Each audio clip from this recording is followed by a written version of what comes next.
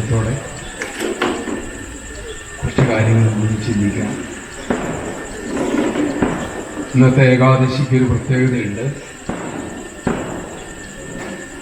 ഗീതാ ജയന്തി ഇന്നാണ്.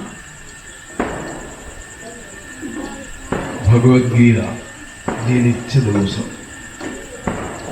ഏകദേശം 5200 വർഷം മുമ്പ് കുരുക്ഷേത്ര യുദ്ധഭൂമിയിൽ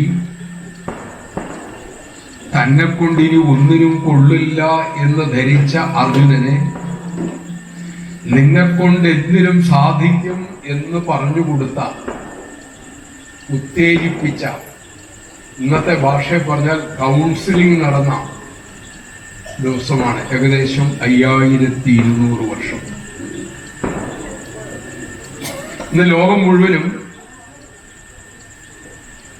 ഭഗവത്ഗീത ഗൗരവമായി പഠിക്കുന്നുണ്ട്. ലോകത്തിൽ ഏറ്റവും കൂടുതൽ പഠിച്ചിട്ടുള്ള ഗ്രന്ഥം ഭഗവത്ഗീതയാണ്.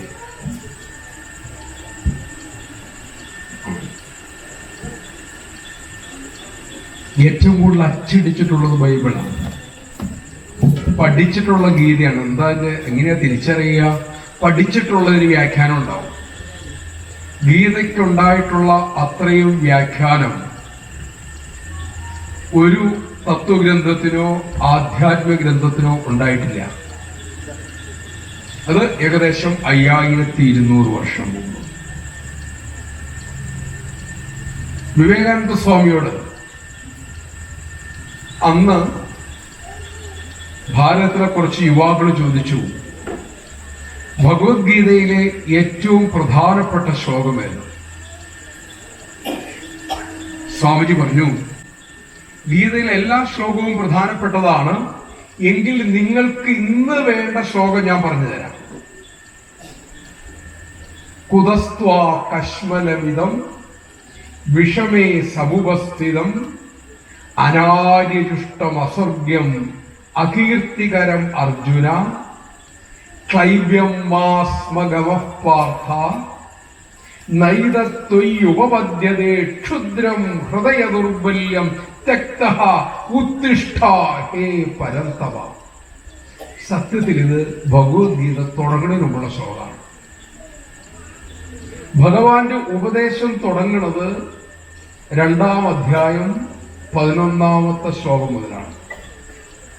അതിനു മുമ്പാണ് ഈ ശ്ലോകം. അതുകൊണ്ട് സ്വാമിജി പറഞ്ഞു, ഇന്നത്തെ കാലത്ത് നിങ്ങൾക്ക് വേണ്ട ഗീതാശ്ലോകം ഞാൻ പറഞ്ഞു തരാം. നമുക്ക് എന്റെ അർത്ഥത്തിലൂടെ പോവാം. ഹേ അർജുന, കുതസ്ഥാ കശ്മലമിതം. ഈ യുദ്ധവേളയിൽ എനിക്ക് വയ്യ, എന്റെ ശരീരം തളരുന്നു, എനിക്ക് ധർമ്മയുദ്ധത്തിൽ പങ്കെടുക്കാൻ പറ്റില്ല എന്ന് പറഞ്ഞ് ഭീരുവല്ലാത്ത അർജുനൻ ഭീരുവിനെ പോലെ തളർന്നിരുന്നപ്പോൾ ഭഗവാൻ ചോദിച്ചു, ഈ വേളയിൽ, കരുത്തോടുകൂടി പ്രവർത്തിക്കേണ്ട ഈ വേളയിൽ നിനക്ക് എവിടൊന്ന് പിടിപെട്ടു ഈ ഗതികെട്ട അവസ്ഥ? അനാര്യദുഷ്ടം, കുടുംബത്ത് പറഞ്ഞു ചെയ്യുന്നതല്ല, അകീർത്തികരം, നിന്റെ കീർത്തി നശിപ്പിക്കുന്നതാണ്, അസ്വർഗ്യം, നിനക്ക് പുരോഗതി ഉണ്ടാക്കുന്നതല്ല. ഈ അധമപ്പെട്ട കശ്മലം എന്നാ വിളിച്ചത്. എവിടെ നിന്ന് നിനക്ക് കിട്ടി? അടുത്ത വാക്ക് എന്താണെന്നറിയോ? ആണും പെണ്ണും കെട്ട നിന്റെ ഈ ഭാവം മാറ്റുക. ക്ലൈവ്യം മാസ്മഗവഃ പാർത്ഥ. നീ ക്ലീവനാകരുത്, ആണും പെണ്ണും കെട്ടവനാകരുത്. നിന്റെ ഈ വീക്ക്നെസ്, ഹൃദയത്തിന്റെ ദുർബലത, ത്യക്തഃ, ഉപേക്ഷിക്കുക, ഉത്തിഷ്ഠ, ചാടി എഴുന്നേൽക്കുക. എന്തിനു വേണ്ടി? നിന്നെ കാലമേൽപ്പിച്ച ജോലി ചെയ്യാനായി നീ ഉണർന്നെഴുന്നേൽക്കുക. ഇനി ഒന്ന് സ്വയം ആലോചിച്ച് നോക്കൂ. ഇന്ന് നമ്മുടെ ഹൈന്ദവ സമാജത്തിന്റെ വ്യക്തികൾ എടുത്തോളൂ, സംഘടനാപരമായി എടുത്തോളൂ, ഈ മൗഢ്യം, ആലസ്യം, എനിക്ക് വേണ്ടി ഞാൻ പ്രവർത്തിക്കാതെ എല്ലാം ഈശ്വരൻ ചെയ്തുകൊള്ളും എന്ന് പറഞ്ഞിരിക്കുന്ന ഒരു ക്ലീബത. നമ്മളിത് ബാധിച്ചിട്ടില്ലേ? നമ്മുടെ കുഞ്ഞുങ്ങളെ ബാധിച്ചിട്ടില്ലേ?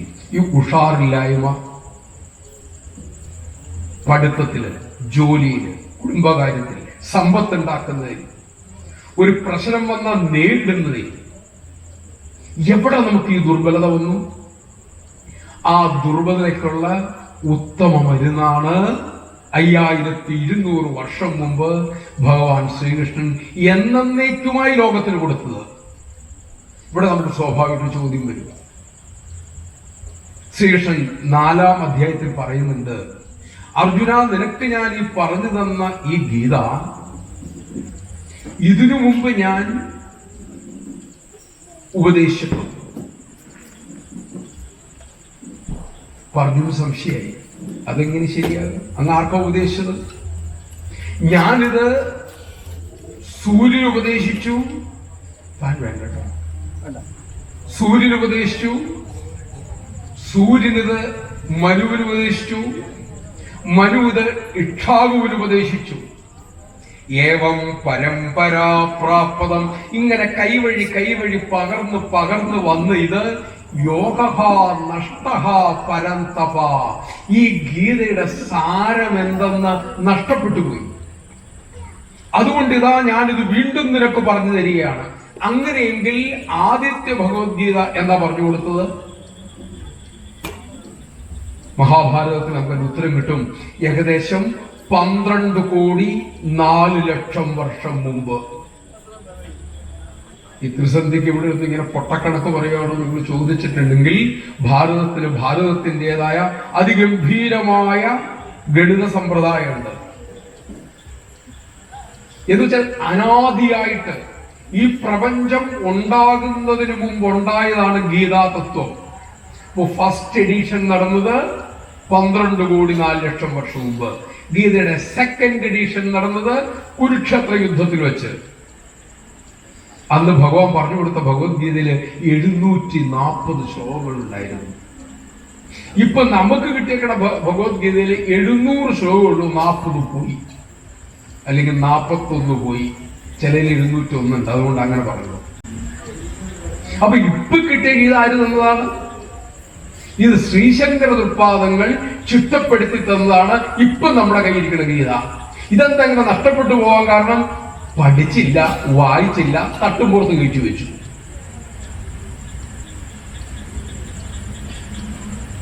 നമ്മളിനി ഒന്നും കൂടെ പഠിക്കാതിരുന്ന അടുത്തൊരു ശങ്കരം വന്ന് പറഞ്ഞു കൊടുക്കുമ്പോൾ 700 പോയി കിട്ടും, 10, 200, 300 ശേഷിക്കുള്ളൂ. അപ്പൊ ഗീത നിലനിൽക്കുന്നത് നമ്മൾ പഠിച്ച നമ്മിലൂടെയാണ്. നമ്മുടെ അടിസ്ഥാന തത്വശാസ്ത്രത്തിന്റെ എന്തെങ്കിലും ഒന്ന് നമ്മൾ ഗ്രഹിക്കാതെ, പഠിക്കാതെ നമുക്ക് എങ്ങനെ ജീവിതത്തിൽ ഉന്നതി കിട്ടും, ഉയർച്ച കിട്ടും, കരുത്ത് കിട്ടും, ചിന്തിക്കാൻ വേണ്ടി പറയാം. ഇവിടെ വന്നപ്പോൾ ഈ ക്ഷേത്രത്തിന്റെ അന്തരീക്ഷം മനസ്സിലായി. എന്ത് സുന്ദരമായ അഷ്ടപതിയായിരുന്നു ക്ഷേത്രത്തിന്റെ ഐശ്വര്യം. അപ്പൊ അത്യാവശ്യം നിങ്ങൾക്ക് ആധ്യാത്മിക കാര്യത്തിൽ ഒരു അടിത്തറയുള്ളവരാണ്. അതുകൊണ്ടാണ് ഈ രീതി ഞാൻ സംസാരിക്കാൻ തുടങ്ങിയത്. പ്രത്യേകിച്ച് ഇവിടെ വന്നപ്പോൾ അറിഞ്ഞത് ഇന്ന് ഗീതാ ജയന്തി 8:30 മണിയാകുമ്പോൾ കുട്ടികളുടെ ഒരു ക്ലാസ്സിനകത്ത് 2 വാക്ക് ജയന്തിയെ കുറിച്ച് പറയണമെന്ന് പറഞ്ഞപ്പോഴാണ് ഗീതാ ജയന്തി എനിക്ക് ഓർമ്മ വന്നത്. ഏകാദശി എന്ന് പറയായിരുന്നു. അപ്പൊ അത് വെച്ച് എന്നെ തുടങ്ങിയേക്കാന്ന് അമ്മയുടെ അനുഗ്രഹം കൊണ്ട് തോന്നുകയും ചെയ്തു. ചിന്തിച്ചു നോക്കൂ, ഭഗവത്ഗീത നമ്മളിൽ എത്ര പേർക്കറിയാം? നമ്മൾ എത്ര പേര് അത് വായിച്ചിട്ടുണ്ട്, പഠിക്കാൻ ശ്രമിച്ചിട്ടുണ്ട്? ഇത് പഠിക്കാതെ, വായിക്കാതെ, ഉൾക്കൊള്ളാതെ നമ്മൾക്ക് എങ്ങനെയാണ് ഒരു ഉന്നതി ഉണ്ടാകുക, ഉയർച്ച ഉണ്ടാകുക? കാരണം മരിച്ചുപോയ അന്തരിച്ച ഗോപാലകൃഷ്ണ സാർ ഒരു വാക്ക് പറയാറുണ്ട്. സയന്റിസ്റ്റ് ഗോപാലകൃഷ്ണ സാറില്ലേ, കേട്ടില്ലേ? ഗോപാലകൃഷ്ണ സാർ കാര്യം പറയാറുണ്ട്. നമ്മുടെയൊക്കെ വീട്ടിൽ എഴുതി വയ്ക്കാറുണ്ട്. അത് അടുത്തിടെ നമ്മൾ തുടങ്ങി ഒരു 10-15 വർഷമായിട്ടുള്ളൂ. ഈ വീട്ടിലെ ഐശ്വര്യം, ഗുരുവായൂരപ്പൻ, പണ്ടങ്ങനെ സമ്പ്രദായം ഉണ്ടായിരുന്നില്ല. ഇതൊക്കെ ഇതര സമ്പ്രദായത്തിൽ നമ്മൾ പഠിച്ചതാണ്. ഈ വീട്ടിന്റെ ഐശ്വര്യം, ഗുരുവായൂരപ്പൻ, ഏറ്റുമാനൂരപ്പൻ, അല്ലെങ്കിൽ അലങ്കാവലമ്മ. സാറ് പറഞ്ഞു, ഇനി നിങ്ങൾ വീട്ടിൽ ചെന്ന് ഇതൊക്കെ മാറ്റണം, എന്നിട്ട് അവിടെ എഴുതി വെക്കണം. എന്താ എഴുതി വെക്കേണ്ടത്? ഈ വീട്ടിലെ ഐശ്വര്യം എന്റെ കയ്യിലിരിപ്പ്. നമ്മൾക്ക് ഐശ്വര്യം തരാനല്ല അമ്മ ഇരിക്കുന്നത്, നമ്മളെ കൊണ്ട് നല്ല കാര്യങ്ങൾ ചെയ്യിക്കാനുള്ള ശക്തി തരാണ്. യാ ദേവി സർവഭൂതേഷു ശക്തിരൂപേണ സംസ്ഥിത നമസ്തസ്മൈ നമസ്തസ്മൈ നമസ്തസ്മൈ നമോ നമഃ. എല്ലാ ശരീരങ്ങളിലും ശക്തിയുടെ രൂപത്തിൽ, ബുദ്ധിയുടെ രൂപത്തിൽ, മാതാവിന്റെ രൂപത്തിൽ, സ്നേഹത്തിന്റെ രൂപത്തിൽ അല്ലയോ ദേവി അവിടെ നല്ലേ കുടികൊള്ളുന്നത്. അപ്പൊ നമ്മളുടെ കയ്യിലിരിപ്പ്, നമ്മളുടെ കർമ്മം, അതാണ് നമ്മുടെ ഐശ്വര്യത്തിന്റെ അടിസ്ഥാനം. നമ്മളല്ലാതെ നമ്മുടെ ഈശ്വരൻ എന്ന് പറഞ്ഞത് നമ്മൾ എന്തെങ്കിലും കൂടെ കൊടുക്കും എന്നത് പിടിച്ചോ ഇട്ട് വരും. കൊടുക്കൽ വാങ്ങൽ നമ്മളുടെ സമ്പ്രദായത്തിലില്ല. നമ്മൾ ഈശ്വരനെ സമീപിക്കുന്നത് കരുത്തിന് വേണ്ടിയിട്ടാണ്, ബുദ്ധിക്ക് വേണ്ടിയിട്ടാണ്, സദ്ബുദ്ധിക്ക് വേണ്ടിയിട്ടാണ്. ആ അനുഗ്രഹം ദേവിയിൽ നിന്നോ ദേവനിൽ നിന്നോ നമുക്ക് കിട്ടിക്കഴിഞ്ഞിട്ടുണ്ട് എങ്കിൽ നമ്മളുടെ ജീവിതത്തിൽ ഒരു തരത്തിലും ഒരു മേഖലയിലും വീഴ്ച ഉണ്ടാവില്ല. അതുകൊണ്ട് ഗുരുവായൂരപ്പൻ ഈ വീടിന്റെ ഐശ്വര്യം എന്ന് പറഞ്ഞ് ഗുരുവായൂരപ്പനെ കാര്യപ്പിച്ചിട്ട് നമ്മുടെ ഉള്ളിൽ തോന്നാം. ഇപ്പൊ ശബരിമല സീസണാണ്, എല്ലാവരും അയ്യപ്പസ്വാമി അടുത്തേക്ക് പോവുക. അവിടെ ചെല്ലുമ്പോ അയ്യപ്പസ്വാമിയുടെ അവിടെ എഴുതി വെച്ചേക്കണത് എന്താ?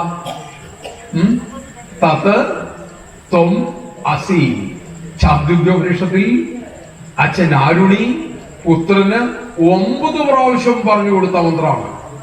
എല്ലാ മന്ത്രത്തിന്റെ അവസാനം പറയും ഹേ ശ്വേതകേതോ തത് ത്വം അസി. നമ്മുടെ വഴി അതാണ്. നീ ആരെ തേടി വരുന്നുവോ അത് നിന്റെ ഉള്ളിലുണ്ട്, നീ അത് കണ്ടുപിടിക്കണം. അതിനു വേണ്ടിയിട്ട് മാത്രമാണ് മനുഷ്യജന്മം, അതിനുവേണ്ടി മാത്രമാണ്. ആ മന്ത്രം പറഞ്ഞു കൊടുത്ത സന്ദർഭം നമുക്ക് നോക്കാം. ശ്വേതകേതു പഠിക്കാൻ പോയി 12-ാം വയസ്സിൽ. ചാന്ദ്രോപനിഷത്താണ്. 12 വർഷം പഠനം കഴിഞ്ഞ പയ്യൻ തിരിച്ചെത്തി. 24 വയസ്സ്, 23-24 വയസ്സ് വന്ന് കാലുമേ കാലും കയറ്റിച്ചിട്ട് ഇടയിൽ ഇങ്ങനെ ഇരിക്കുകയാണ്. അച്ഛൻ വന്നു, മകനെങ്ങനെ നോക്കി. കണ്ടപ്പോഴേ അച്ഛന് മനസ്സിലായി എന്താ, 12 വർഷം പള്ളിക്കൂടത്തിൽ പോയിട്ടുള്ളൂ, പഠിച്ചിട്ടില്ല, പഠിക്കേണ്ടത് പഠിച്ചിട്ടില്ല. പഠിത്തത്തിന്റെ ലക്ഷണം എന്താ? വിദ്യാ ദദാതി വിനയം. പഠിച്ചവന്റെ ലക്ഷണം വിനയമാണ്, കാരുണ്യമാണ്, സ്നേഹമാണ്. അപ്പൊ അച്ഛൻ ചോദിച്ചു, മകളെ നീ എല്ലാം പഠിച്ചോ? എല്ലാം പഠിച്ചു, മുഴുവൻ പഠിച്ചു. പക്ഷെ നിന്നെ കണ്ടിട്ട് അതല്ലല്ലോ ലക്ഷണം. ആനൂജമാന സ്തബ്ധമാന അഹങ്കാരം, എല്ലാം ധരിച്ചു എന്നുള്ള അറിവിലാണല്ലോ നീ ഇരിക്കുന്നത്.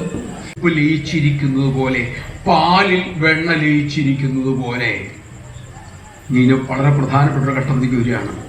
അച്ഛൻ പറഞ്ഞു, നീ ഇന്ന് മുതൽ 15 ദിവസത്തേക്ക് ചാപ്പാട് കഴിക്കണ്ട, വെള്ളം കുടിച്ചോളൂ. നമ്മളെങ്ങാനും പറഞ്ഞ അന്ന് അച്ഛനായിട്ടുള്ള പരിപാടി നിർത്തൂലേ? 15 ദിവസം നീ പോകുന്നു, പഠിച്ചതൊക്കെ ഒന്ന് ചൊല്ലൂ. കുട്ടിക്കൊന്നും ഓർമ്മയില്ല. എന്തു പറ്റി? ഒന്നും ഓർക്കുന്നില്ല. 15 ദിവസമാണേ, ചാപ്പാട് കഴിച്ചിട്ടില്ല, വെള്ളം കുടിച്ചിട്ടുണ്ട് കേട്ടോ. നീ പോയി ഭക്ഷണം കഴിച്ച് വിശ്രമിച്ചിട്ട് വരും. Clinical laboratorical proof. പാലക്കാടായിരുന്നു നിർമ്മലാനന്ദ സ്വാമിയുടെ വാക്കാണ്. ക്ലിനിക്കൽ ലാബറട്ടറിക്കൽ പ്രൂഫ് കൊടുക്കുകയാണ് മനസ്സെന്ത് എന്നുള്ള കാര്യം. ഉപനിഷത്ത് കാണിക്കുന്ന ക്ലിനിക്കൽ ലാബറട്ടറിക്കൽ പ്രൂഫ്. എന്റെ വാക്കല്ല, നിർമ്മലാനന്ദ സ്വാമി സമാധിയായ ദൈവം. അപ്പം ഒരു ഭക്ഷണം കഴിച്ചു, ക്ഷീണമുണ്ടായി, വിശ്രമിച്ചു, കുട്ടി തിരിച്ചു വന്നു. തിരിച്ചു വന്നിട്ട് ചോദിച്ചു, ഇനി ചൊല്ലൂ. ചൊല്ലി. ഇപ്പൊ എങ്ങനെയുണ്ട്? എല്ലാം ഓർമ്മ വരുന്നുണ്ട്. അപ്പൊ അച്ഛൻ ചോദിച്ചു, ഇതിനു മുമ്പ് എന്ത് ചെയ്യാൻ നിനക്ക് ഓർമ്മ വരാതിരുന്നത്? ഞാൻ ഭക്ഷണം കഴിച്ചിട്ടുണ്ടായിരുന്നില്ല. ഇപ്പൊ എങ്ങനെ ഓർമ്മ വന്നു? ഭക്ഷണം കഴിച്ചപ്പോ ഓർമ്മ വന്നു. അപ്പൊ ഓർമ്മയും നിന്റെ മനസ്സും നിന്റെ ചിത്തവും ഭക്ഷണവുമായിട്ട് ബന്ധമുണ്ടോ? ബന്ധമില്ലേ? ആഹാരം കഴിച്ചപ്പോഴല്ലേ ഓർമ്മ വന്നത്, അല്ലേ?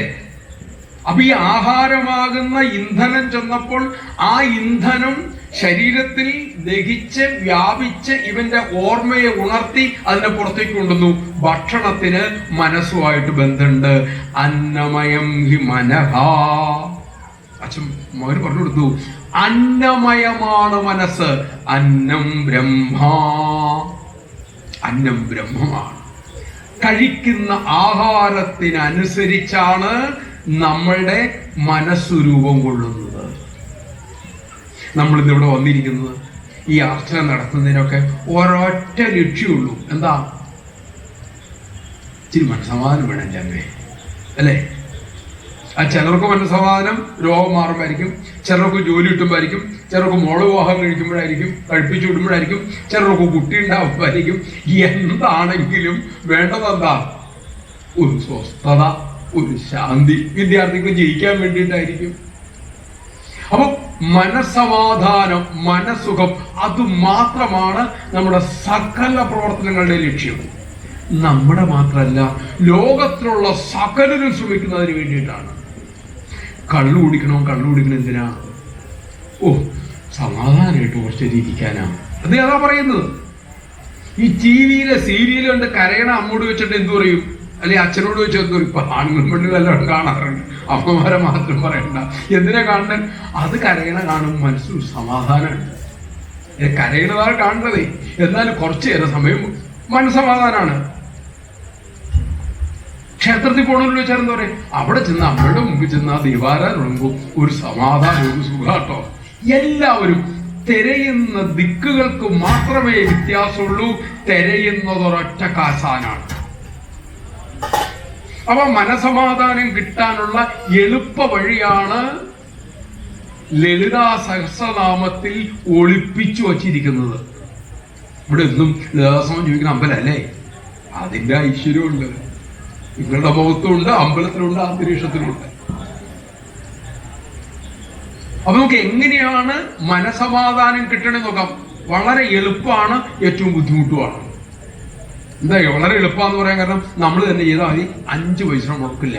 ബുദ്ധിമുട്ടിന്റെ കാര്യം എന്താ? നമ്മൾ തന്നെ ചെയ്യണം, വേറെ ആരെ കൊണ്ടും ചെയ്യിപ്പിക്കാനും പറ്റില്ല. അപ്പൊ അതിനുമുമ്പ് നിങ്ങളൊന്ന് കൺവിൻസ് ചെയ്യണമല്ലോ, ബോധ്യപ്പെടുത്തണമല്ലോ. നമുക്ക് അങ്ങോട്ടൊന്ന് കിടക്കാം.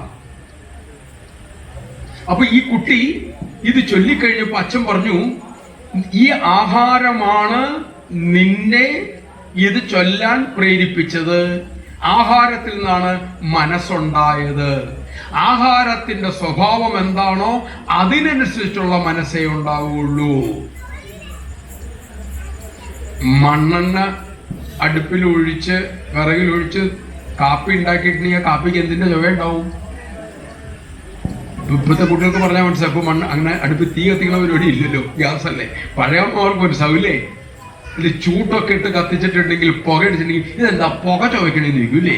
ഈ ആഹാരത്തെ എങ്ങനെയാ പുകയുടെ സ്വാദം? ആ അഗ്നി എന്താണോ ആ അഗ്നിയുടെ ഗുണം ഏതിനുണ്ടാവും? പാകപ്പെടുന്ന ഭക്ഷണത്തിനുണ്ടാവും. എണ്ണ കത്തിക്കുമ്പോൾ അതിന്റെ സുഖമുണ്ട്, വെളിച്ചെണ്ണ കഴിക്കും. മറ്റൊന്നാണ് നെയ്യ് ഒഴിച്ച് ദീപം ഉണ്ടാക്കുമ്പോഴോ അതിന്റെ ശോഭയ്ക്കും അതിന്റെ സൗന്ദര്യത്തിനും അതിന്റെ അന്തരീക്ഷത്തിനും മാറ്റമുണ്ട്.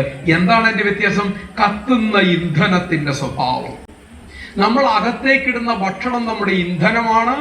ആ ഇന്ധനത്തിൽ നിന്ന് പുറത്തേക്ക് വരുന്ന ഊർജം അതിന്റെ സ്വഭാവം കാണിക്കും. കള്ളു കുടിച്ചിട്ടുണ്ടെങ്കിൽ റോഡിൽ നിന്ന് ഡാൻസ് കളിക്കും. അമ്മയുടെ പാൽപ്പായസം കഴിച്ചിട്ടുണ്ടെങ്കിൽ നമ്മൾ റോഡിൽ തുള്ളാറൊന്നുമില്ല, ഉണ്ടോ? രണ്ടിന്റെയും അടിസ്ഥാന കാരണം എന്താ? കഴിച്ച ശാപ്പാടിന്റെയാണ്. അത് ആഹാരമാണല്ലോ, അവൻ കഷ്ടപ്പെട്ട് മേടിച്ചു കൊണ്ട് കുടിച്ചതല്ലേ. അപ്പൊ ഭക്ഷണത്തിന്റെ സ്വഭാവം മനസ്സിന് കാണിക്കും. ഭക്ഷണം നല്ലതാണ് എങ്കിൽ എന്തായിരിക്കും ഗുണം? മനസ്സ് നല്ലതായിരിക്കും. മനസ്സ് നല്ലതാണെങ്കിൽ ശാന്തിയുണ്ട്. അങ്ങനെയാണെങ്കിൽ എന്തു ഭക്ഷണം കഴിക്കണം? ഇവിടെ അടിസ്ഥാനം നമ്മുടെ ഈശ്വരന്മാർ മുഴുവൻ ശാപ്പാട്ട് വീരന്മാർ. അറിയോ നമുക്ക്? ഗുരുവായൂരപ്പന് പാൽപ്പായസം. ഗുരുവായൂരപ്പന് അവിടെ സമ്മതിക്കുമോ? അയ്യപ്പ സ്വാമിക്ക് അരവണ, പിന്നെ ആൾക്കാരെ എറിയാൻ പറ്റുന്ന ഉണ്ണിയപ്പവും. കടിച്ചു പിടിക്കാൻ പറ്റില്ല. അത് അയ്യപ്പസ്വാമി പറഞ്ഞ ഉണ്ടാക്കിയിട്ടില്ല. എനിക്ക് ഈശ്വരായിട്ട് ഒരിക്കലും ഭാഗ്യം ഉണ്ടായി. പത്രപ്രവർത്തനമൊക്കെ ആയിട്ടുള്ള സമയത്ത് ഇവർ ഒന്നാം ഇന്നത്തെ തിരക്കില്ല. അന്ന് അയ്യപ്പ സ്വാമിക്ക് നേരിട്ട് നേദിച്ച അരവണയും കിട്ടി, നെയ്യപ്പ കൂടി. എന്തൊരു സാധനം! കടിക്കൊന്നും വേണ്ട, പതുക്കെ ചതച്ചാൽ മതി ഗുരു. അപ്പോഴാണ് അറിയണത് ഇത് നമുക്ക് തന്നേക്കണതും അയ്യപ്പന് വേറെ കൊടുക്കണേ. അയ്യപ്പ സ്വാമിക്ക് ഇപ്പം എന്ത് ചെയ്യാൻ പറ്റും? അരി വേവാറൊന്നുമില്ല അരവണയുടെ. അല്ല, എങ്കിലും അയ്യപ്പസ്വാമിക്ക് അരവണ, ദേവിക്ക് കടുംപായസം, ഹനുമാൻ സ്വാമിക്ക് വടയും പിന്നെന്താ അവലും. ശരിയാണോ ഞാൻ പറഞ്ഞേ? കൊട്ടാരക്കര ഗണപതിക്ക് അദ്ദേഹത്തിന്റെ രീതിയിലൊരു ഉണ്ണിയപ്പം, വാഴപ്പള്ളിയിലെ ഗണപതി ഭവന്റെ അടുത്ത് വിട്ടെങ്കിൽ അവിടെ വേറെ രീതിയിലുള്ള ഉണ്ണിയപ്പാണ് അല്ലേ? എല്ലാ ദേവന്മാരും ഭക്ഷണപ്രിയരാണ്. ഊട്ടുപരയില്ലാത്ത ഒരു ക്ഷേത്രങ്ങളും ഒരു കാലത്തുണ്ടായിരുന്നില്ല. എന്താണ് ഭക്ഷണം? ഒരു വ്യക്തിയെ എങ്ങനെ രൂപപ്പെടുത്തുന്നു എന്നുള്ളതിന്റെ ആഴത്തിലുള്ള തത്വശാസ്ത്രം നമ്മുടെ ഋഷീശ്വരന്മാർ അറിഞ്ഞു വച്ചിട്ടുണ്ടായിരുന്നു. നമുക്ക് പഠിക്കാൻ മിസ് ചെയ്തു പോയി. അതുകൊണ്ടാണ് ഈ നമ്മൾ അമ്മയുടെ അടുത്ത് നേരിച്ചിട്ട് കൊണ്ടേ കഴിക്കണ നമ്മൾ അമ്മയാണോ? ആണോ? അമ്മ അതിന്റെ സൂക്ഷ്മാംശം എടുത്തിട്ട് ബാക്കി തരിക. അങ്ങനെ ധരിക്കണ്ട. അമ്മ ആ പ്രസാദത്തെ സമ്പന്നമാക്കിയിട്ടാണ് തരുന്നത്. നേദിച്ച സാധനത്ത് പിന്നെ നമ്മൾ പറയുന്നത് പ്രസാദം അല്ലേ? നമ്മൾ കഴിച്ചതിന്റെ ബാക്കിയിൽ എന്നാ പറയണേ? എച്ചിലെന്നാ പറയണത് അല്ലേ? ഞാൻ കഴിച്ച പ്രസാദം ഇരിപ്പുണ്ട്, കഴിച്ചോളൂ എന്ന് പറയാറുണ്ടോ വീട്ടിൽ? കാരണവര് ഞാൻ കഴിച്ചതാണ്, എന്റെ അമൃതത്ത് കഴിഞ്ഞു, എന്റെ നേതി കഴിഞ്ഞു, പ്രസാദം കഴിച്ചോളൂ എന്ന് പറയാറുണ്ടോ? ഈശ്വരൻ കഴിച്ചാൽ അത് പ്രസാദമായി, നമ്മൾ കഴിച്ചാൽ എന്തായി? എച്ചിലായി. അതിനുള്ളത് ഇങ്ങനെ എടുത്തു നമ്മള്. മറ്റത് അമ്മ കൂട്ടിച്ചേർക്കുകയാണ്. അമ്മ കഴിച്ച് നമ്മൾ വളരെ ബഹുമാനത്തോടെ സ്വീകരിക്കുന്നത് അല്ലേ? കഴിക്കുന്നു, എച്ച് കൈ മേടിക്കില്ല, അങ്ങനെയൊക്കെയാണ് രീതി. അപ്പം ഈ ആഹാരം എങ്ങനെ നല്ല ആഹാരം കണ്ടുപിടിക്കാം? പള്ളിക്കൂടത്തിൽ പഠിപ്പിച്ചിട്ടില്ല ഉണ്ടോ? 17 വർഷം പള്ളിക്കൂടത്തിൽ പോയിട്ട് നമ്മൾ എന്ത് പഠിച്ചു? ഇതൊന്നും പഠിച്ചിട്ട് ഗുണമില്ല, അത് പഠിച്ചു. പള്ളിക്കൂടത്തിൽ പഠിച്ച എന്താണ് അവനവന്റെ ജീവിതത്തിൽ പ്രായോഗിക തലത്തിൽ നമുക്ക് പ്രയോജനപ്പെട്ടിട്ടുള്ള? ആലോചിച്ച് നോക്കൂ. ഇത് വീട്ടിൽ നിന്ന് നമ്മൾ പഠിപ്പിക്കേണ്ടതാണ് നമ്മുടെ കുഞ്ഞുങ്ങളെ. അത് പഠിപ്പിച്ചു വിട്ടാൽ ഒരു വീട്ടിലും ഒരു കുട്ടിയും ടീനേജിൽ ടെററാകില്ല. ബോധപൂർവ്വം ഉപയോഗിച്ച വാക്കാണ്. 35 വർഷമായിട്ട് സ്കൂളിൽ കയറി ഇറങ്ങി നടക്കുന്ന ഒരാളാണ് ഞാൻ. നടക്കുന്ന ഒരുത്തനാണ് ഞാൻ. 8, 9, 10, 11 ക്ലാസ്സുകളിലേക്ക് ചെല്ലുമ്പോൾ കുട്ടികളെ കൈകാര്യം ചെയ്യാൻ അധ്യാപകരും വീട്ടമ്മയും വീട്ടിലെ കാരണവരും കിടന്ന് കഷ്ടപ്പെടുന്നുണ്ട്. പ്രത്യേകിച്ച് ഇത് അവതരിച്ചതോടുകൂടി. ശരിയല്ലേ? കുട്ടിയുടെ കുറ്റല്ല. അപ്പൊ നമുക്ക് നോക്കാം, എന്താണ് നല്ല ഭക്ഷണം? നല്ല ഭക്ഷണം എന്ന് പറയുന്നത് നമ്മുടെ 5 ഇന്ദ്രിയങ്ങൾക്കും ശ്രീശങ്കരൻ ചാന്തോക്യോപനിഷത്തിൽ ഞാൻ പറഞ്ഞ ആ മന്ത്രം ഇങ്ങനെയാണ്: അന്നം അശിതം ത്രേധാ വിധീയതേ. നീ കഴിക്കുന്ന ഭക്ഷണം നിന്റെ ഉള്ളിൽ ചെന്ന് കഴിഞ്ഞാൽ 3ആയി പിരിയുന്നു. നമ്മൾ കഴിക്കുന്ന ഭക്ഷണം യസ്തവിഷ്ടകപുരീഷം ഭവതി. കഴിച്ച ഭക്ഷണത്തിന്റെ സ്ഥൂലഭാഗം, ഗ്രോസ് ഭാഗം മലമായി പുറത്തു പോകുന്നു. യമധ്യമഹ മാംസം. ആ ഭക്ഷണത്തിന്റെ മധ്യമഭാഗം, മിഡിൽ പോർഷൻ ശരീരമായി മാറുന്നു. യ അനിഷ്ടഹ തത്മനഃ. അതിന്റെ സൂക്ഷ്മമായ അംശം മനസ്സായി മാറുന്നു. കഴിച്ച ഭക്ഷണം സ്ഥൂലഭാഗം മലമായി പോകുന്നു. കഴിച്ച ഭക്ഷണത്തിന്റെ മധ്യമഭാഗം ശരീരമായി മാറുന്നു അല്ലേ? ശരീരത്തിൽ തണ്ടും തടിയൊക്കെ വയ്ക്കുന്നത് എങ്ങനെയാണ്? അതിന്റെ സൂക്ഷ്മമായ അംശം മനസ്സായി മാറുന്നു. ശ്രീശങ്കരൻ പറയും 5 രീതിയിലാണ് നമ്മൾ ഭക്ഷണം എടുക്കുന്നത്. 5 അവയവങ്ങളിലൂടെ: കണ്ണിലൂടെ, കാതിലൂടെ, ത്വക്കിലൂടെ, മനസ്സിലൂടെ, വായിലൂടെ.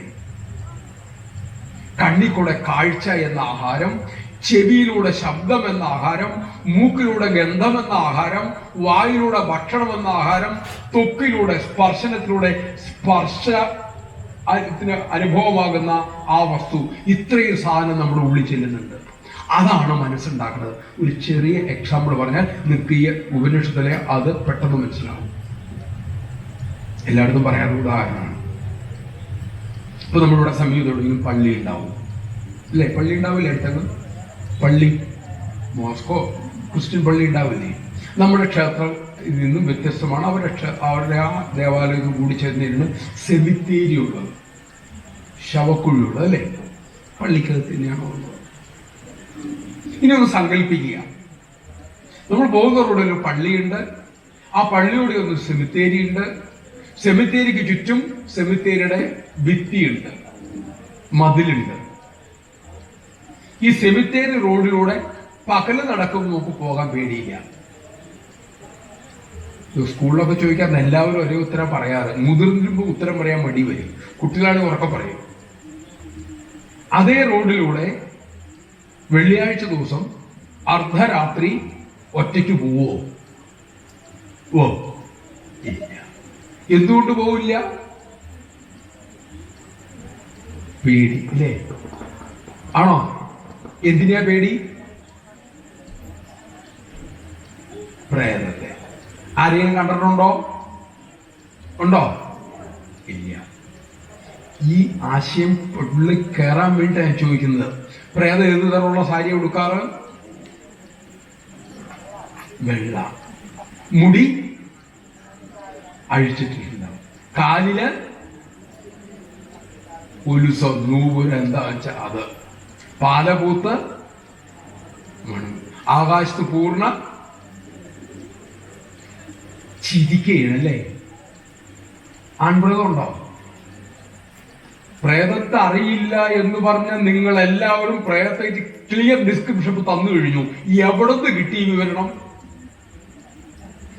TV, സിനിമ, കൂട്ടുകാര്, നോവല്. കണ്ണില്, കാത്, മൂക്ക്, ത്വക്ക്, നാക്ക്, ഇതിലൂടെ കടന്നുപോയ സാധനമാണ് മനസ്സായി രൂപപ്പെട്ടത്. അർദ്ധരാത്രി വെള്ളിയാഴ്ച വെള്ളസാരി കണ്ടാൽ അത് മറ്റേ അദ്ദേഹമാണെന്ന് സിനിമ കണ്ടും TV കണ്ടും നോവൽ കണ്ടും നമ്മുടെ ഉള്ളിൽ നമ്മൾ പ്രതിഷ്ഠിച്ചു വെച്ചു. പ്രേതത്തെ നമ്മുടെ ഉള്ളിൽ കയറ്റിയത് ഭഗവാനാണോ നമ്മളാണോ? ക്ലിയർ ആയല്ലോ? ഇങ്ങനെ അരുതാത്തത് ഓരോന്നും അഞ്ചിന്ദ്രിയങ്ങളിലൂടെ അകത്ത് കടത്തി വിട്ട് മനസ്സിനെ മലിനമാക്കിയിട്ട് അമ്മയുടെ സന്നിധിയിൽ വന്നിരുന്ന് ലളിതാ സഹസ്രനാമം ജപിച്ചിട്ടുണ്ടെങ്കിൽ അമ്മയ്ക്ക് എന്ത് ചെയ്യാൻ പറ്റും? മനഃശാന്തിക്ക് വരുന്നതുകൊണ്ട് പറയുക. ഇതിനൊരൊറ്റ വഴിയുള്ളൂ. ഈ അഞ്ചിന്ദ്രിയങ്ങളിലൂടെ എന്റെ ഉള്ളിലേക്ക് കടക്കുന്നതിനെ ഞാൻ അരിച്ച് കയറ്റി വിടുക. ഇതെനിക്ക് നല്ലതാണോ? അല്ലെങ്കിൽ ക്ലോസ് ഇറ്റ്. വേണ്ടാത്ത കേൾക്കരുത്, അരുതാത്ത കാണരുത്, വേണ്ടാത്ത തുടരരുത്, ആവശ്യമില്ലാത്തത് മണക്കരുത്. ഉള്ളിലേക്ക് പോയാൽ അപകടം ഉണ്ടാവണത് വിഴുങ്ങരുത്. ഷവർമ്മ കഴിച്ച് ചത്തു എന്ന് കേൾക്കുന്നോറും പിന്നെ ഷവർമ്മ കട കൂടിക്കൊണ്ടിരിക്കുക. യമന് എളുപ്പമായി പണി. നമ്മൾ കാണും, ഇത് കഴിച്ചു, അപകടം ഉണ്ടായി അല്ലേ? ധാരാളം വരുന്നുണ്ട്. തിരുവനന്തപുരത്തെ 5 സ്റ്റാർ പല ഹോട്ടലിൽ നിന്നും പിടിച്ചിരിക്കുന്ന മത്സ്യമാംസ ഭക്ഷണങ്ങള് ദിവസങ്ങൾ വഴുക്കുള്ളതും പുഴുവരിച്ചതായിരുന്നുള്ള പത്രവാർത്തയാണ്. നാരായണ ഗുരുദേവന്റെ അടുത്ത് ഒരിക്കല് ഈ ഇതൊക്കെ വേണ്ടാത്ത കഴിക്കുന്ന ഒരാൾ ചെന്നു. ഇൻസ്പെക്ടർ ആയിരുന്നു. 2 സന്ദർഭം. ഇതെന്റെ ഗുരു എവിടെ ചെന്നാലും പറയണമെന്നുണ്ട് ഈ വിഷയം പറഞ്ഞ. ഇന്ന് ഈ വിഷയത്തിലേക്കല്ലേ നമ്മൾ വന്നത്. അപ്പൊ ചോദിച്ചു, ഈ പോലീസ് ഉദ്യോഗം ചോദിച്ചു, അല്ല ഈ പശുവിനെ തിന്നാ കുഴപ്പം? ഇദ്ദേഹം ചോദിച്ചു, പാല് തരുന്നല്ലേ? അതെ, പക്ഷെ അതിനെന്താ തിന്ന കുഴപ്പം എന്താ? അപ്പൊ അദ്ദേഹം ചോദിച്ചു, ത്രികാലജ്ഞാനിയാണല്ലോ മഹാത്മാക്കള്. ഗുരുദേവൻ ചോദിച്ചു, അമ്മയുണ്ടോ? ഇല്ല, മരിച്ചുപോയി. തിന്നോ കുഴിച്ചിട്ടോ? എന്താ അങ്ങനെ ചോദിച്ചേ? അല്ല, അത് ഒരു കാലത്ത് പാല് തന്ന മൃഗമല്ലായിരുന്നോ? അത് ഒരു കാലത്ത് പാല് എന്തിനാ കളഞ്ഞത്? മറ്റൊരു സന്ദർഭം, ഗുരുദേവൻ ഒരു വീട്ടിൽ ഭിക്ഷയ്ക്ക് വിളിച്ചു. അദ്ദേഹം അങ്ങോട്ട് ചെല്ലുകയാണ്. 2 സന്ദർഭമാണ്. ആ സന്ദർഭം. 2ാമത്തെ സന്ദർഭത്തിൽ ചെല്ലുകയാണ്. വീട്ടിലെ പടി കയറിയപ്പോ തന്നെ വീട്ടിലെ ചീനച്ചട്ടിയിൽ അദ്ദേഹം നീന്തണതിന്റെ മണം പുറത്തു വന്നു. വെള്ളത്തിൽ നിന്നും മണം വരില്ല. ചീനച്ചട്ടിയില് വെളിച്ചെണ്ണയിൽ നിന്നും മണം പുറത്തു വരും. ശരിയല്ലേ? ഒരു അടുത്ത ആളോട് ചോദിച്ചു, മരിച്ച വീട്ടിൽ പോയാൽ നമ്മൾ എന്ത് ചെയ്യും? കുളിക്കും. മരിച്ചവനെ തൊട്ടാലോ? മുങ്ങി കുളിച്ചു. അപ്പൊ തിന്നുന്നിടത്ത് പോയാൽ നമ്മൾ എന്താ ചെയ്യേണ്ടത്? ചത്ത സാധനത്തിനല്ലേ തിന്നുന്നത് അല്ലേ? ഗുരു ആ വീട്ടിൽ കയറില്ല, തിരിച്ചു പോയി എന്നാ പറയുന്നത്. നിൽക്കട്ടെ. അപ്പൊ 5 ഇന്ദ്രിയങ്ങൾക്കും വേണ്ടതാണ് സ്വീകരിക്കാവുള്ളൂ. കാഴ്ചയാണെങ്കിലും ശബ്ദമാണെങ്കിലും മണമാണെങ്കിലും ഭക്ഷണമാണെങ്കിലും ഇതിൽ ഏറ്റവും പ്രധാനപ്പെട്ടതാണ് ഭക്ഷണം. ഈ ഭക്ഷണത്തിലൂടെയാണ് കണ്ടും കേട്ടും മണത്തും രുചിച്ചുമാണ് കാണാത്ത പ്രേതം എൻ്റെ ഉള്ളിൽ കയറിയതുപോലെ തന്നെ ഇന്ന് നാം അനുഭവിക്കുന്ന സകല ദുഃഖങ്ങൾക്കും ദുരിതങ്ങൾക്കും ക്ലേശങ്ങൾക്കും കാരണം നാം തന്നെ സ്വരുക്കൂട്ടിയ സാധനങ്ങളാണ്. ഭവാനി ഭാവനാഗമ്യ ഭവാരണ്യ കുഠാരിക. ദിവസം ചോദിക്കാറില്ലേ, ഭവാനി അമ്മേ ഭാവനാഗമ്യ.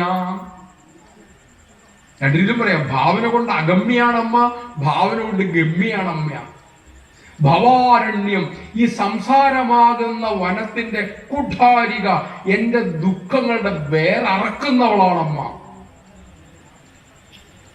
അങ്ങനെ ഈ സംസാര ദുഃഖത്തിന്റെ വേരെ അമ്മ അറക്കണമെങ്കിൽ ലളിതാ സഹസ്രത്തിൽ വേറൊരു കാര്യം പറയും, ചൈതന്യ കുസുമപ്രിയ.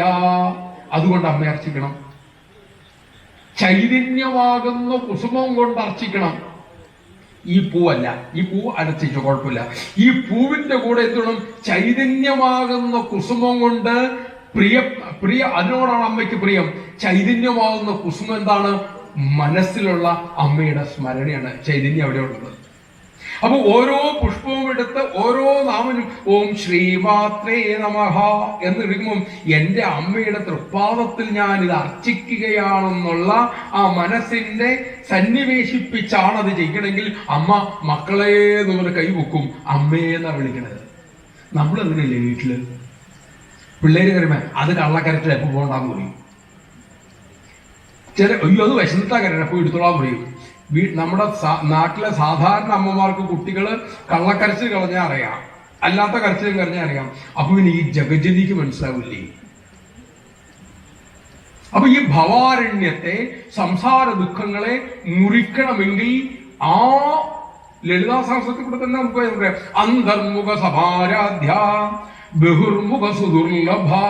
അന്തർമുഖന് അമ്മേ അവിടുന്ന് സുലഭ്യമാണ്, പെട്ടെന്ന് കൈ കിട്ടും. ബഹിർമുഖം, ഈ ഇന്ദ്രിയങ്ങളെ പുറത്തേക്ക് പറഞ്ഞു വിടുന്നവന് അമ്മയെ കിട്ടാൻ സുദുർലഭ, കിട്ടില്ല. അമ്മയെ കിട്ടില്ല എന്ന് പറഞ്ഞാൽ എന്താ? ശാന്തി കിട്ടില്ല എന്നർത്ഥം. അപ്പൊ ജപിക്കുമ്പോ എന്റെ മനസ്സോട് നിൽക്കുന്നില്ലെങ്കിലോ? ആ ജപിക്കുന്ന മനസ്സവിടെ നിൽക്കാനാണ് ആദ്യമായിട്ട് മനസ്സിനൊന്നും ഇരിക്കാൻ പറഞ്ഞത്. ഇപ്പൊ മനസ്സ് പറഞ്ഞാൽ കേൾക്കില്ല. ഇന്ന് വീട്ടിൽ പോയിട്ട് അനങ്ങാതെ ഒരു 10 മിനിറ്റ് അനങ്ങിക്കൊന്നാലും കുഴപ്പമില്ല, ഒരു 30 മിനിറ്റ് വെറുതെ ഒന്ന് ഇരിക്കാവൂ. മനസ്സ് നിയന്ത്രിക്കൊന്നും വേണ്ട. അതിനിടയ്ക്ക് മാന്തും, ഞെട്ടി ഓടിക്കും. എന്താ കാരണം? വാസന. എവിടെ? മനസ്സില് ആ നിശ്ചേഷ്ടമായി ചലനമറ്റിരിക്കാൻ സാധിക്കുന്നില്ല. എന്തുകൊണ്ട്? മനസ്സിൽ സംഭരിച്ചു വച്ചിരിക്കുന്ന കർമ്മബാഹുല്യം. അത് കളയാനാണ് ഈ 5 ഇന്ദ്രിയങ്ങളെ ശുദ്ധമാക്കാൻ പറഞ്ഞത്. അപ്പൊ ഇങ്ങനെ ചമ്പ്രം പിടിച്ചിരുന്നില്ലെങ്കിൽ അമ്മയ്ക്ക് അപ്പുറം ഒന്നിരിക്കേണ്ട വരും. പണ്ട് ശ്രീകൃഷ്ണ ഭഗവാനെ പിറന്നാളിന് വിളിക്കാൻ ചെന്നു. അമ്മയും വെട്ടി ഇരിക്കുന്ന അവിടെ ഇരിക്കും. ശ്രീരാമകൃഷ്ണൻ പറയും, കാളി ഇരിക്കവിടെ, എന്റെ അവകാശം കെടുത്താ ഞാൻ നിന്റെ കുഞ്ഞാണ്. ഇത് പറയാനുള്ള സ്വാതന്ത്ര്യം ഭക്തി അമ്മയുടെ അടുത്ത് നമുക്ക് വേണം. രാമകൃഷ്ണ പരമഹംസർ പറഞ്ഞാണ്. അങ്ങനെ തുറന്നു പറയണമെങ്കിൽ നമ്മുടെ ഉള്ളിൽ അത്ര ശുദ്ധത വേണം, എങ്കിലേ ആ ധൈര്യം കിട്ടുള്ളൂ. കുഞ്ഞിന്റെ ശാഠ്യം, സ്നേഹമുള്ള കുഞ്ഞിന്റെ ശാഠ്യം അമ്മയ്ക്ക് മധുരമാണ്. അഹങ്കാരിയുടെ ശാഠ്യം അമ്മയ്ക്ക് ദേഷ്യം വർദ്ധിപ്പിക്കുകയുള്ളൂ. അല്ലേ? അപ്പൊ നോക്കൂ, ഈ 5 ഇന്ദ്രിയങ്ങളിലൂടെ കഴിക്കുന്ന ആഹാരം ശുദ്ധമാക്കിയാൽ മനസ്സ് ശുദ്ധമാവും. അപ്പൊ 5 ഇന്ദ്രിയങ്ങൾക്ക് ഇഷ്ടപ്പെട്ട ഭക്ഷണം, നല്ല ഭക്ഷണം. ഒരു ബ്രോഡ് രീതി പറയാം, വിശാലമായ രീതി പറയാം, പിൻ പോയിന്റ് ആയിട്ട് പറയാൻ ബുദ്ധിമുട്ടാണ്. കണ്ണിനും കാതിനും മൂക്കിനും തൊക്കിനും നാക്കിനും ഇഷ്ടപ്പെട്ട ഭക്ഷണം നല്ല ഭക്ഷണം, നമുക്ക് പറ്റുന്ന ഭക്ഷണം. അല്ലാത്ത ഭക്ഷണം നമുക്ക് നല്ല ഭക്ഷണമല്ല. ഒരു ഉദാഹരണം പറയാം. മാമ്പഴം കേട്ടപ്പോൾ സുഖമില്ല തോന്നിയത്. അയ്യേ ഇതെന്താ പറഞ്ഞു തോന്നിയോ? നമ്മൾ മാമ്പഴം വാങ്ങാൻ കടയിൽ പോയി, ചെവിക്ക് കേട്ടപ്പോൾ സുഖം കിട്ടി. കടയിൽ ചെന്നു, മാമ്പഴം കണ്ടു. ആദ്യം നമ്മൾ എന്താണ് ഒന്ന് ഞെക്കി നോക്കൂ, പാകമായോ എന്നാണ് അല്ലേ. ഞെങ്ങു കൊണ്ടാൽ മനസ്സ് പറയും കറക്റ്റാണ്, എടുത്തോളൂ എന്ന് പറയും. അപ്പൊ ത്വക്കിനിഷ്ടായി. ഇനി നമ്മൾ എടുത്ത് അടുത്ത എന്താ കൊണ്ടുപോകുന്നത്? മണത്തു നോക്കൂല്ലേ, നല്ല മണം. അപ്പൊ കണ്ണിനിഷ്ടായി, കാതിനിഷ്ടായി, ത്വക്കിനിഷ്ടായി, മൂക്കിനിഷ്ടായി. 4 പേര് സർട്ടിഫിക്കറ്റ് ചെയ്തു. Good, take it. ഇനി ഒരൊറ്റ ആളുള്ള നാവ്, പിന്നെ മൂപ്പര് കഴിച്ചോളൂ. ഇനി ഇത് തന്നെ നോക്കുക, നമ്മളൊരു കടയിൽ മാംസം വാങ്ങാൻ ചെല്ലുന്നു.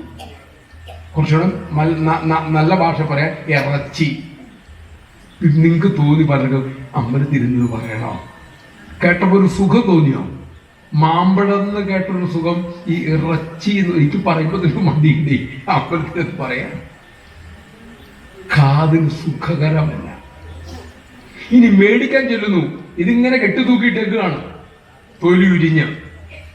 അത് കാണുമ്പം ആ പഴക്കടയിൽ ചെന്ന് മാമ്പഴം എടുത്തു നോക്കിയ രീതിയിൽ നമ്മൾ പിടിച്ചു നോക്കുവോ? അറപ്പാ. വച്ച് മണത്തു നോക്കുവോ? എത്ര ദിവസം പഴക്കമുണ്ട് ഈ സാധനത്തിന്?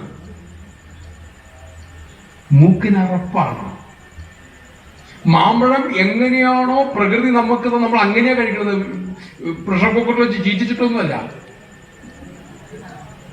ഇതോ മറ്റൊരു രീതിയിൽ പാകപ്പെടുത്തിയിട്ടാണ്. ഇനി അത് മേടിച്ചു, മാമ്പഴം നമ്മൾ പൊതിഞ്ഞു മേടിച്ച് നമ്മുടെ സഞ്ചിക്കകത്തിട്ടു, ഈ സാധനം പൊതിഞ്ഞ് നമ്മുടെ സഞ്ചിക്കകത്തിട്ടോ, ഇത് ഇങ്ങനെ നീട്ടി പിടിക്കും. അകത്തേക്ക് വിടാനുള്ള സാധനമാണേ. കണ്ണിന് വേണ്ട, കാതിന് വേണ്ട, മൂക്കിന് വേണ്ട, ത്വക്കിന് വേണ്ട, വായിക്കും വേണ്ട. അങ്ങനെ തന്നെ കഴിച്ചാൽ കഴിയുമോ? ഛർദിക്കും, കൊട്ടല് പുറത്തു വരും. അതുകൊണ്ട് അതിലൂടെ വേണ്ടാത്തൊക്കെ ഇട്ടിട്ടാണ് പിന്നെ ഇത് മൊത്തം അകത്തേക്ക് വിടുന്നത്. അല്ലെങ്കിൽ അവന്റെ യഥാർത്ഥ സ്വരൂപത്തിൽ കഴിക്കാൻ നായക്കും സുഖത്തിനും കടുവയ്ക്കും പുലിക്കൊക്കെ പറ്റും, നമുക്ക് പറ്റില്ല. ഈ വേണ്ടാത്തത് നമ്മുടെ ഉള്ളിലേക്ക് ചെലുത്തുമ്പോൾ ആ ആഹാരം അതിന്റെ സ്വഭാവം കാണിക്കും. നമ്മുടെ മനസ്സിന്റെ ശാന്തിയും സ്വസ്ഥതയും എല്ലാം നമ്മുടെ കയ്യിലാണ് ഇരിക്കുന്നത്. ഈ 5 രീതിയിലുള്ള ഭക്ഷണം ശുദ്ധമാക്കിക്കോളൂ. ഉറപ്പാണ് നമ്മുടെ മനസ്സിന് ശാന്തി ഉണ്ടാവും, സമാധാനം ഉണ്ടാവും, സ്വസ്ഥത ഉണ്ടാവും. അപ്പം ഇത് കഴിഞ്ഞു പോകുമ്പോൾ നമ്മുടെ ജീവിതത്തിൽ വേണ്ട ഒരു ചിട്ടയും നിഷ്ഠയും ആദ്യം ഉണ്ടാക്കേണ്ടത് നമ്മുടെ ഭക്ഷണത്തിലാണ്. ഇത് നോക്കുക. പിന്നീട് നമുക്ക് അമ്മയുടെ തിരുസന്നിധിയിൽ വന്നിട്ട് അമ്മയെ പറ്റി 2 വാക്കുകൂടെ പറഞ്ഞ് നിർത്താം. ശ്രീരാമകൃഷ്ണദേവൻ എപ്പോഴും പറയാറുള്ള വാക്കുണ്ട്, ഈശ്വരനെ മാതൃഭാവത്തിൽ വിളിക്കുന്നതിനേക്കാൾ എളുപ്പമായ ഒരു വഴിയില്ല. അമ്മേ എന്ന് മാത്രം വിളിച്ചാൽ മതി, അമ്മ ഓടി വരും. ആപതി കിങ്കരണീയം ചോദിച്ചു കാക്കശ്ശേരി ഭട്ടതിരിപ്പാടിനോട് ചോദിച്ചു, ആപത്തിൽ എന്തു ചെയ്യണം? സ്മരണീയം ചരണയുഗളമമ്പായ, അമ്മയുടെ തൃപ്പാദങ്ങളെ ആശ്രയിച്ചാൽ മതി. ആ ആശ്രയം എന്തു തരും? സകല ദേവതാ സ്വരൂപങ്ങളെയും കിങ്കരന്മാരാക്കി മാറ്റും. ആര്? അമ്മയുടെ തൃപ്പാദങ്ങളെ ആരാണോ സേവിക്കുന്നത് ആ ഭക്തന്റെ സേവികമാരായിട്ട് മാറും. ശ്യാമളാദണ്ഡകത്തില് കാളിദാസൻ പറയും, ആരാണോ ദേവിയുടെ ശിരസിൽ ചന്ദ്രക്കലയോടുകൂടി സ്മരിക്കുന്നത്, തസ്യജ ആജ്ഞാകരി ശ്രീഹി സ്വയം, അവന്റെ ആജ്ഞയെ പാലിക്കാനായി സാക്ഷാൽ ലക്ഷ്മി ദേവി വന്ന് കാവല് നിൽക്കും.